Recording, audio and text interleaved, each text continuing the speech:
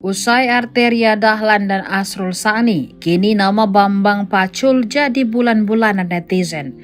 Bambang Wuryanto alias Bambang Pacul, Ketua Komisi 3 DPR RI, dibully usai berurusan dengan Menko Polhukam Mahfud MD terkait kejanggalan transaksi keuangan sebesar 349 triliun rupiah. Sebagai lanjutannya, Bambang belak-belakan menyebut bahwa urusan pengesahan RUU harus melobi Ketua Umum Partai Politik. Saat itu, Mahfud MD meminta Komisi 3 agar bisa segera mengesahkan RUU perampasan aset dan RUU pembatasan transaksi uang kuartal agar leluasa penyelidikan transaksi mencurigakan.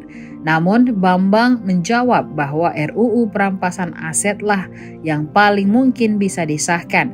Tetapi menurutnya itu pun harus ada persetujuan dari Ketua Umum Partai Politik atau Parpol terlebih dahulu.